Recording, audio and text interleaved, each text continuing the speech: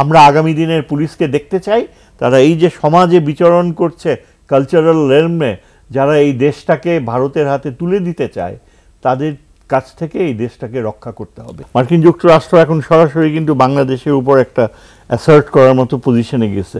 আমরা সবাই জানি বার্মা অ্যাক্ট বলে একটা বিষয় আছে যে আমেরিকান কংগ্রেসে একেবারে পাস্ট হয়েছে, ওরা ওইভাবেই মায়ানমারের ভবিষ্যৎ নির্ণয় করতে চায়। যদি প্রপার মিলিটারি ফরেন অফিস থাকে, কোঅর্ডিনেশন থাকে, এবং আমরা যদি আমেরিকার সাথে এই বিষয়টা নিয়ে সিরিয়াসলি আলাপ করি, আমাদের স্বার্থ রয়েছে। এই পুরো আরাকান কোস্টটা কিন্তু আমাদের বিশাল স্বার্থ রয়েছে। পুলিশ সার্ভিস এখন মোরাল এত নিচে নেমে গেছে, আপনি চিন্তা করেন যে পুলিশের যেসব খুবই গুরুত্বপূর্ণ অংশগুলো, তারা কিন্তু সরাসরি জাতীয় নিরাপত্তার সাথে সংশ্লিষ্ট, এবং যে পুলিশের ভিত্তি করে তাদের যে ইন্টেলিজেন্স মেকানিজম রয়েছে তার প্রয়োগ খুব গুরুত্বপূর্ণ। এই জন্য যে আমরা এখন এমন একটা অবস্থায় রয়েছি বাংলাদেশে যে গত 15 বছরে আমাদের পার্শ্ববর্তী নেইবার যেভাবে প্রত্যেকটা ইনস্টিটিউশনে পেনিট্রেট করেছে, এবং স্পেশালি আমাদের কালচারাল রেলমে যে গ্র্যাজুয়ালি পুরো এডুকেশনাল সিস্টেমটাকে রিভার্স করে দিয়ে আমাদের ইতিহাস, যে এখানে মুসলমানদের যে বাংলায় যে এমার্জেন্স, পুরা বিষয়গুলোকে কিন্তু তারা ডিস্টর্ট করে ফেলছে। এবং পেনিট্রেশনের মাত্রা এত সাটল, এত মানে ধীর গতিতে, এবং একটা ব্যাপক জনগোষ্ঠী রয়েছে in the name of civil society বা কালচারাল ওয়ার্ল্ড, যারা একেবারে ব্লাইন্ডলি ভারতীয় ধারণা, তাদের চিন্তাধারায় একটা স্টিরিওটাইপ ইমেজ, যে কোনো কথাই হোক পাকিস্তানি মেন্টালিটি, পিকুলিয়ার সব সাইকি ডেভেলপ করছে, বুঝছেন। Pakistan is a healthy democracy এখন, সেখানে আপনার রীতিমতো সংবাদপত্রগুলো সব ফ্রি, টেলিভিশন। এরা তাদের জন্য সময় থেমে গেছে 1971-এ, তারপর থেকে টাইম হ্যাজ নট মুভড। 50 বছর হয়ে গেছে, 50 বছরে আমাদের শত্রুর ডেফিনেশন চেঞ্জ হয়ে গেছে। এখন আমাদের সবচেয়ে বড় শত্রু হচ্ছে যে পার্শ্ববর্তী বিশাল এই নেইবার, যার উদ্দেশ্য হচ্ছে যে তারা কিছুদিন আগে জয়শঙ্কর একটা ওয়েস্টার্ন জার্নালিস্টকে কথায় কথায় বললো, আমি নিজের কানে শোনা, বসে বলছে যে the very creation of Bangladesh is a threat to the security of our north east. আপনি চিন্তা করেন যেখানে এত ভালো সম্পর্ক তাদের সাথে আমাদের আগেকার গভর্নমেন্টের, সেই সময়কার সেই প্রধান ফরেন মিনিস্টার বলছে ক্রিয়েশন অফ বাংলাদেশ, তার মানে আমাদের অস্তিত্বটাই তাদের জন্য। এটা কখনো হতে পারে? একটা ফরেন মিনিস্টার কখনো এরকম ভাষায় বলতে পারে? এটা তো অকল্পনীয়। এবং তিনি যেভাবে বিশ্ব রাজনীতিতে তার সার্থকতা নিয়ে মানে তার নিজেকে এমনভাবে প্রজেক্ট করেন যে কীভাবে সে রাশিয়ার কাছ থেকে সস্তায় তেল এনে রাশিয়ার সাথে সে একটা বিশেষ সম্পর্ক করেছে, এখন কিন্তু আর পারতেছে না। এখন মার্কিন যুক্তরাষ্ট্র বুঝে গেছে ইন্ডিয়ান গেমটা। গতবার ইলেকশনের সময় যে বোকা বানাইছে আমেরিকাকে, একেবারে ব্যাকফুটে ফেলে দিয়েছে। আর আমরা সবাই খুবই বিষণ্ণ হয়েছিলাম যে আমেরিকা তো এরকমই করবে, জানা কথা। আজ কিন্তু আমেরিকা হ্যাজ স্টুড ফার্ম, এবং তারা নীরবে তাদের যে বাংলাদেশের মানুষের প্রতি যে অন্যায় করেছিল তার ক্ষতিপূরণ তারা দিচ্ছে। এবং আমার বিশ্বাস যে ভারত এবার এত পাওয়ারফুল প্রোপাগ্যান্ডা ইন্ডিয়া ইউজ করতেছে। আপনি যদি ইউটিউব খুলে দেখেন, তাদের সিকিউরিটি এক্সপার্টস যারা রিটায়ার্ড ফরেন সার্ভিস অফিসার্স, এরা মানে উদ্ভট এইখানে বিনা স্বীকৃতি সে বলছে যে আমাদের দেশে নাকি এখন মৌলবাদীরা টেক ওভার করে ফেলছে, সেনাবাহিনীতে নাকি সব মৌলবাদীরা ঢুকে গেছে। আপনি বলছিলেন সেটা হচ্ছে আওয়ামী লীগের বাইরে যে কেউ আসুক, হ্যাঁ, সেটাকেই তারা মৌলবাদী। এখন চিন্তা করেন একটা former high commissioner, she is so accomplished, she is a professor ওইখানে দিল্লিতে জামিয়া মিল্লা ইউনিভার্সিটি, তার মুখ থেকে যদি এই ধরনের কথা, পিনাক চক্রবর্তী আরেকজন অ্যাম্বাসেডর, সে বলছে যে আমরা এই বাংলাদেশের এই বাস্তবতা আমরা মেনে নিতে পারি না। হি even indicated the need for intervention. তো এই যে আমাদের পার্শ্ববর্তী দেশের খুবই দুঃখজনক, এর প্রেক্ষাপটে আমাদের পুলিশ ইন্টারনাল সিকিউরিটি, যে এই যে কালচারাল রেলমে যে প্রচুর একটা হয়েছে, তারা দ্বিজাতি তত্ত্বে বিশ্বাস করবে না। আপনি দ্বিজাতি তত্ত্বে বিশ্বাস না করলে তাইলে আপনি অখণ্ড ভারতের ধারণাতেই তো বিশ্বাস করবেন। এটা তো সিম্পল ফ্যাক্ট।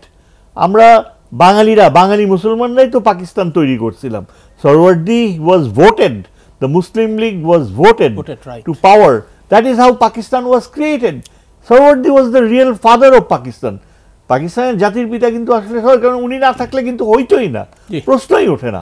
সেই পাকিস্তানকে যদি আপনি এখন অস্বীকার করেন যে আমরা ওদের সাথে কি Pakistani mental, this is where the police has to play an educative role. আমরা আগামী দিনের পুলিশকে দেখতে চাই তারা এই যে সমাজে বিচরণ করছে কালচারাল রেলমে, যারা এই দেশটাকে ভারতের হাতে তুলে দিতে চায়, তাদের কাছ থেকে এই দেশটাকে রক্ষা করতে হবে। যারা এই যে এইসব দেশ ছেড়ে চলে গেছে, এটা কিন্তু এদেরকে লোকেট করা সম্ভব। কোন দেশে, সিঙ্গাপুরে, দুবাইতে, লন্ডনে, তারপর আমেরিকায় বা পার্শ্ববর্তী ভারতে, এদেরকে লোকেট করে eventually they should be brought back, যেভাবেই হোক, যে কোনো ওয়েতেই হোক। আরেকটা কথা হচ্ছে যে আমাদের প্রায় কথা উঠছে এই সংবিধানকে সংস্কার করা নাকি অ্যাবলিশ করা, এটা নিয়ে বেশ কিছু সেমিনার হচ্ছে। মার্কিন যুক্তরাষ্ট্র থেকে এক ভদ্রলোক, তিনি সরাসরি একটা সেন্টার অফ গভর্নেন্স স্টাডিজ নামে একটা সেমিনারে, আগামীতেও কিছু হবে, তো he has thrown this idea. আমার কথা হচ্ছে আলী রিয়াজ, রাইট, হ্যাঁ, দ্যাটস হিজ নেম। বলছে যে এটাকে একেবারে বাদ দিয়ে দেওয়া উচিত। আবার এর বিপক্ষেও আবার অবস্থান নিয়েছে অনেকে বলে যে বাদ দিলে আপনার 7-8 বছর লাগে কনস্টিটিউশন আবার নতুন করে লিখতে। যাই হোক, আমার হচ্ছে কি, আমরা একজন অত্যন্ত মানে মেধাবী কনস্টিটিউশন এক্সপার্টের কথা কিন্তু আনি না, এবং সেটা হচ্ছে আমাদের বর্তমান chief justice. He is a very learned person, এবং তাকে সুপারসিড করে এই আগের গভর্নমেন্ট একের পর এক অ্যাপিলেট ডিভিশনে তার সিনিয়রিটি বাইপাস করে অন্যদেরকে এনে বসিয়েছে, এবং he was never given the chance. এই ভদ্রলোক, he happens to be the son of barrister Ishtiaq, এবং সে অক্সফোর্ডে গ্র্যাজুয়েশন আর Fletcher school of law and diplomacy থেকে PhD, and he is got good number of publications কনস্টিটিউশনের উপরেই সে আপনার পাবলিশ করেছে, অনেক লেখা বের করেছে। তো আমার মনে হয় তার সার্ভিসেস ব্যবহার করা খুবই দরকার, বা আগামীতে আমাদের কনস্টিটিউশনটাকে আরও ডেমোক্রেটিক করার প্রয়োজনে। মার্কিন যুক্তরাষ্ট্র এখন সরাসরি কিন্তু বাংলাদেশের উপর একটা অ্যাসার্ট করার মতো পজিশনে গেছে। আমরা সবাই জানি বার্মা অ্যাক্ট বলে একটা বিষয় আছে, যে আমেরিকান কংগ্রেসে একেবারে পাস্ট হয়েছে, ওরা ওইভাবেই মায়ানমারের ভবিষ্যৎ নির্ণয় করতে চায়। মার্কিন যুক্তরাষ্ট্রের সাথে আমাদের একটা বিশেষ আলোচনার প্রেক্ষাপটে স্ট্র্যাটেজিক ডায়ালগ, সেটা কখনো আগায় নেই। এই আগের গভর্নমেন্ট এত বাজেভাবে আমেরিকার সাথে স্ট্র্যাটেজিক ডায়ালগকে ট্রিট করেছে যে দে ওয়ার টোটালি ফ্রাস্ট্রেটেড। এখন আমাদের একটা এক্সপার্টিজ আনতে হবে যারা নেগোশিয়েট করতে পারবে আমেরিকার সাথে on geopolitical issues, on Jio strategic issues.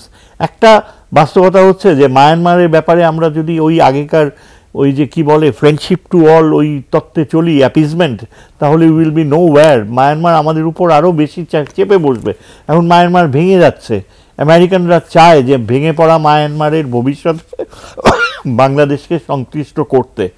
তারা দে আর প্ল্যানিং যে এই যে এন্টায়ার আরাকান কোস্ট, যেটা অত্যন্ত রিচ রিসোর্সেসে, এখানে বাংলাদেশেরও একটা রোল থাকুক। এবং একলা আরাকান আর্মি কেন রাখাইন নিয়ন্ত্রণ করবে?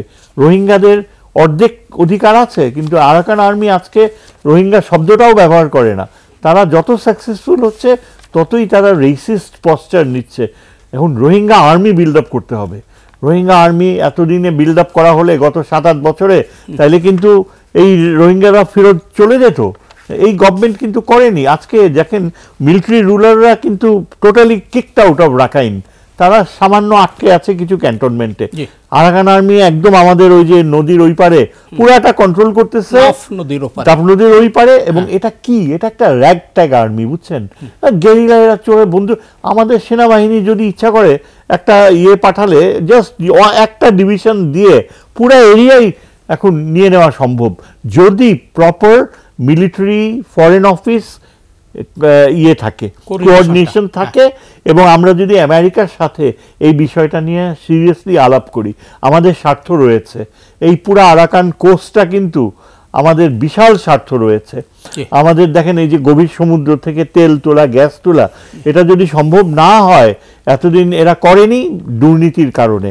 আমাদের emergency requirement deep sea gas and oil, তা না হলে এই যে আমাদের আন্ডার ঢাকার মেট্রো প্রজেক্টগুলো এগুলো কোনোটাই কিচ্ছু হবে না। আমাদের শেষ করতে হচ্ছে। এই জন্য আমাদেরকে এই জিও স্ট্র্যাটেজিক ইস্যুসগুলো নিয়ে আলাদাভাবে ডিল করতে হবে।